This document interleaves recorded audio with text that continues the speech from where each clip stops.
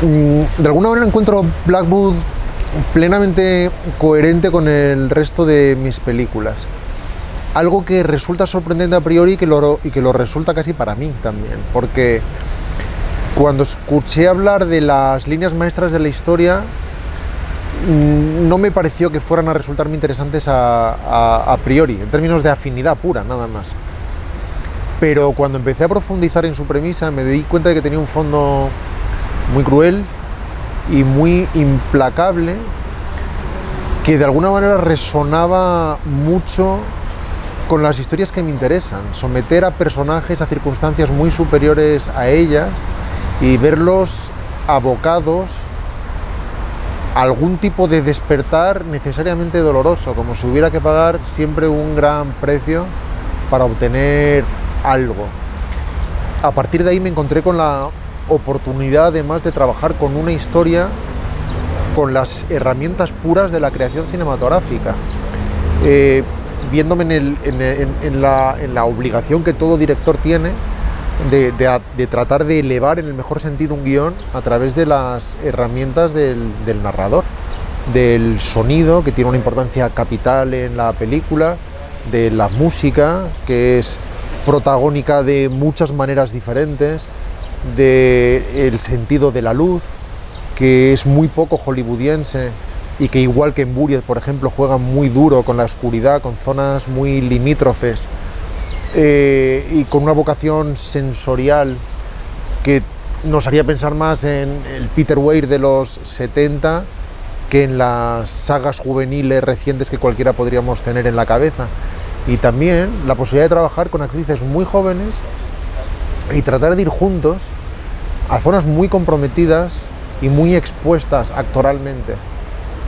del mismo modo que lo habríamos hecho trabajando con una actriz o con un actor de 50 años, llegando a zonas muy desprotegidas, muy naturalistas, y que estas enormes actrices de muy corta edad, sin embargo, han conseguido alcanzar de forma casi heroica. Aunque solemos hablar de trabajos de encargo, en realidad creemos que un director, cuando trabaja con Hollywood, recibe un guión acabado y empieza a rodar el siguiente martes, decidiendo solamente dónde se pone la cámara o algo así. No funciona así. Cuando están interesados en un director con mirada o con voz personal, porque creen que es quien va a elevar esa historia o va a llevarla a un terreno interesante, lo que suelen entregar inicialmente es un primer borrador muy seminal, muy incipiente, precisamente para que el director vea si resuena con su mundo, con sus afinidades, y para solo entonces empezar a desarrollarlo de verdad, para que lo lleve precisamente hacia sus intereses personales o para que haga emerger el subtexto con el que desee trabajar. Así que fue en esta segunda fase, después de leer un primer borrador de Michael Goldbach, que llamamos a Chris Parlin, guionista además de Buried, con quien tengo amistad personal y que tiene un enorme talento, y juntos empezamos a desarrollar esa nueva mirada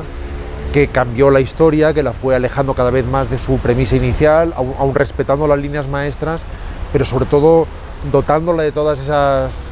capas y resonancias que la novela original no tenía, o que las tenía marcadas en otra dirección o con otro tono. Digamos que antes de aceptar un proyecto que inicialmente surge del exterior, digámoslo así, dedico mucho tiempo a asegurarme de que de verdad queremos hacer todos la misma película, porque los primeros meses de relación con un estudio se parecen mucho a los primeros meses de relación amorosa. En gran medida uno se inventa a quien tiene enfrente y lo convierte en la idealización de sus deseos, y cualquier término vago que se pronuncie es la confirmación literal y exacta de lo que uno querría escuchar. Pero eso aboca casi inevitablemente a unos y otros a un desencuentro que acaba siendo doloroso y frustrante. Así que destino mucho tiempo a exponer de forma clara qué película veo en la cabeza y cuál es la película que estoy interesado en hacer. Dejar claro que va a ser una película de atmósfera y no de sustos, que no va a ser una película de portazos y golpes de banda sonora, que las niñas van a ser de verdad niñas, que van a ser chicas muy muy jóvenes en toda su fragilidad expuestas a circunstancias terribles, que el lenguaje inicialmente va a ser muy clásico, y cuando después de hablar mucho de todo eso, lo que encuentras enfrente es resonancia y nos interesa esta mirada, es cuando das de verdad el paso y dices, entonces vamos adelante. Y aún así ahí empieza siempre la guerra, que no es contra enemigos, sino que es parte de la dialéctica del proceso con el trabajo con un estudio desde el inicio de la historia del cine. Nunca tienes alrededor enemigos, nada de lo que tienes alrededor es personal, pero todo es un esfuerzo diario inconstante en el que tienes que ir ganando terreno milímetro a milímetro. Tan es verdad que cualquier buena película debe potencialmente interesar a cualquier espectador, cualquiera que sea su edad, con las excepciones que a todos se nos ocurren, como que habla de la adolescencia y del espectador adolescente y no renuncia a dirigirse, por lo tanto, al adolescente también. Y eso, contra todo pronóstico, me atrajo mucho. Me atrajo mucho trabajar con adolescentes sin ninguna condescendencia y sin ningún paternalismo y llegar a zonas muy comprometidas, como me atrajo mucho dirigirme también a un potencial espectador adolescente en términos de igualdad, sin ninguna condescendencia, sin mirarlo de arriba abajo y siendo por tanto implacable con él. Al final, una de las muestras de respeto hacia tu espectador es que puedes ser con él implacable sin tener que acariciarle el lomo o protegerle a cada instante, porque confías en su mirada y confías en su capacidad de absorción y en su capacidad de verse sometido a fuerzas que en un momento dado lo excedan y a ser golpeado para llegar a algún lugar detrás de ese tránsito. Así que la película no abjura de esa vocación. Lo que sí hace es alejarse muy conscientemente de sagas juveniles recientes que a todos se nos ocurren, y trata de no domesticar las cosas y ofrecerle determinadas capas precisamente porque confía en ese espectador y considera que no es idiota y que no necesita 15 años de vida para entender determinadas cosas, porque está pasando por un tránsito que es muy oscuro. La película, de alguna manera, el pasillo oscuro del que habla la novela original y el título original de la película, de alguna manera es el de la propia adolescencia. Cuando vivimos entre dos sillas muy incómodamente sentados, no somos niños, aunque añoramos esa comodidad, y no somos adultos, aunque ansiamos tanto como nos aterra serlo. Cuando tenemos una relación con el entorno hostil, violenta, con nuestra propia familia, con nuestros padres, cuando tratamos de comprendernos y no entendemos nada, y cuando comprendemos muchas veces de una forma difícil y dura, que parte del proceso de crecer pasa por el dolor de crecer y de renunciar a quien uno es, pero también es ese momento en que decidimos en gran medida quién vamos a ser el resto de nuestras vidas. Así que no solo no renuncia a esa energía, sino que lo que trata es de sublimarla, de hacerla elegante para que apele a todo el mundo, pero desde luego se dirige al espectador adolescente también de tú a tú. Se produce también una dialéctica inevitable entre la venta de una película y su ejecución. Son deportes diferentes, hacer una película y vender una película. Y muchas veces a la hora de venderla se elige una de las caras que la película tiene, una de las capas, porque no se pueden vender 15 cosas a la vez. Al final solo se consigue desorientación en el potencial espectador, y hay una parte que es inevitablemente frustrante cuando uno ve que la película no es lo que el cartel parece decir que es la película, o que la película es más cosas de las que el tráiler parece prometer. Hay una parte que es frustrante, otra parte que es casi bonita, en el sentido de que uno espera el momento de la sorpresa, cuando el espectador cree haber algo y de repente se encuentre ante otra cosa, que eso se ramifica en otras direcciones y que empieza a apelarle de formas inesperadas, o que empieza a alcanzar resonancias o zonas de contacto que no imaginaba, y a la vez también piensa en ese espectador que, por no saber todo eso, quizá no vaya a ver la película por creer que es otro tipo de película, o por compararla en su cabeza con determinadas sagas que no necesitamos mencionar, porque por otro lado son incontables, que a todos nos vienen a la cabeza. Pero, en fin, tienes que confiar en que unos conocerán tu trayectoria y sentirán la suficiente curiosidad como para saber cuál es tu siguiente paso, que otros quizá perciban algo interesante que los acerque al cine y que algunos se verán sorprendidos y que con un poco de suerte los sumarás a tu bando para tu próxima aventura. Pero hay una parte sobre la que no tienes el control y confías en que las cosas vayan de la mejor manera. Sí, es un camino extraño para el que yo mismo no encuentro explicación. Trabajo siempre con Víctor Reyes, es verdad. Desde el primer momento se convirtió en uno de los colaboradores más leales y talentosos con los que uno puede imaginar. Tiene un talento increíble, su actitud además excede cualquier deber y además mi implicación con el mundo de la banda sonora siempre es profunda y es algo que a él siempre le estimuló desde el primer instante, lejos de considerarlo una intromisión. Así que hemos hecho un tándem al que yo no querría renunciar porque conseguimos ir juntos a zonas con las que me sería muy difícil llegar quizá con otros compositores. Es un regalo trabajar con él. Y es verdad que he hecho 4 películas con 4 directores de foto distintos, todos sensacionales además. David Azcano hizo un gran trabajo en Concursante, Eduard Grau en Buriez hizo un trabajo que no necesita descripción, Xavi Jiménez es uno de nuestros directores de fotografía más talentosos, y en este caso Jarin Blaschke, que es el operador de La Bruja, uno de los grandes y más prestigiados títulos de terror independiente reciente, con esa vocación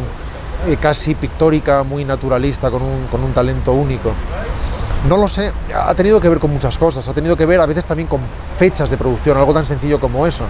como que un operador estaba ocupado en otro proyecto y no ha podido colaborar. Tiene que ver también con que cada historia demanda una aproximación distinta, o al menos así es como lo ves en tu cabeza, en términos pictóricos, plásticos, sensoriales, demandas determinados matices y buscas al colaborador que crees que más dotado está para llevar la película a ese terreno. Son muchas razones, pero por ejemplo con todos los operadores que he trabajado volvería a hacerlo encantado. Ninguno de estos motivos es personal en absoluto. No ha quedado material fuera de rodaje salvo una escena de piano precisamente. Una escena que estará incluida en el DVD, en el Blu-ray, en la que Kit y Jules ejecutan a la limón una tonada muy popular, que es el famoso chopsticks que se toca con 2 dedos y que se empieza a convertir en una pieza casi virtuosa, en la que empiezan a hacer los dos variaciones, una especie de duelo, cortejo a 4 manos en que la pieza más sencilla del mundo se convierte en una obra casi de Liszt. Y quedó fuera por razones estrictamente de ritmo. Venía detrás de otra ejecución muy compleja de piano, que era ese montaje de un estudio de Wilhelm Kessler, un compositor por otro lado inventado, que tuvo que inventar también musicalmente Víctor Reyes, y de alguna manera cuando venía esa escena, que en sí misma está muy bien, a mí me gusta mucho la escena, había una especie de sensación de otra vez música, así que se acortó estrictamente por motivos de ritmo que impedían que se destensara la cuerda en un momento dado. La escena, por lo tanto, no acabó de postproducirse del todo y se pueden ver los cromas y los reflejos de la cámara en el piano, que después se borrarían, pero aún así estará incluida porque me parecía que en sí misma era una escena bonita y muy bien ejecutada por parte de los actores. Es verdad que Blackwood, la mansión Blackwood, la Academia Blackwood, acaba siendo un elemento casi vivo, que tiene su propia evolución en la historia y su propio crecimiento y corrupción. De alguna manera, aunque no es un ejemplo desde luego literal, tiene que ver con lo que sucede con el Overlook en El Resplandor,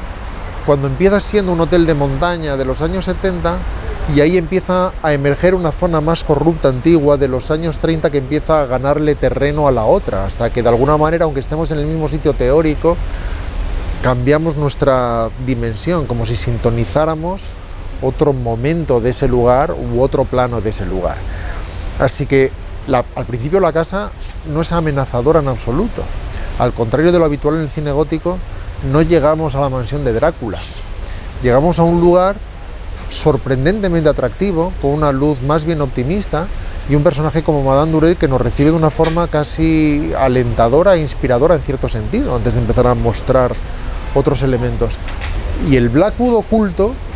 tarda en emerger, primero en forma de susurros que no sabemos si hemos escuchado o no, después sombras imprecisas que tal vez no hemos visto, por fin siluetas que poco a poco empiezan a definirse aunque no identificarse, hasta que ese otro mundo subterráneo empieza a ganar terreno y a imponerse sobre el otro mundo. Vemos zonas de la casa que no hemos visto y la iluminación empieza a transformarla también, de modo que los mismos lugares que eran acogedores en un principio empiezan a tornarse progresivamente perturbadores, hasta que la casa se transforma a sí mismo de una forma prácticamente orgánica y biológica, y en la que el fuego como elemento catártico adquiere su propia presencia. Y esto era de las razones que aconsejaban la construcción y diseño de este universo, precisamente para convertirlo en un elemento vivo que es prácticamente el personaje que acoge al resto de personajes y que los transforma. Eso, que nadie busque la mansión de Blackwood porque no existe como tal. No existe la mansión de Blackwood, la construimos entera en su interior, y en su exterior hicimos la entrada y algunos metros del entorno, y todo el resto, aunque es un diseño preciso del mismo equipo de producción que construyó el resto de los decorados, con Víctor Molero a la cabeza, se recreó digitalmente con la mano maestrísima de Alex Villagrasa y el equipo de Lamppost, que han levantado un edificio absolutamente indistinguible de la realidad, lo cual genera una pequeña frustración, porque por un lado escuchas el mayor de los halagos para cualquier equipo de construcción o cualquier equipo de efectos visuales, que es dónde habéis rodado eso, es decir, que nadie se le ocurra siquiera que hay intervención digital, y por otra parte esa parte frustrante en que nadie se da cuenta del enorme trabajo que han hecho, porque ni siquiera saben que se ha hecho trabajo alguno.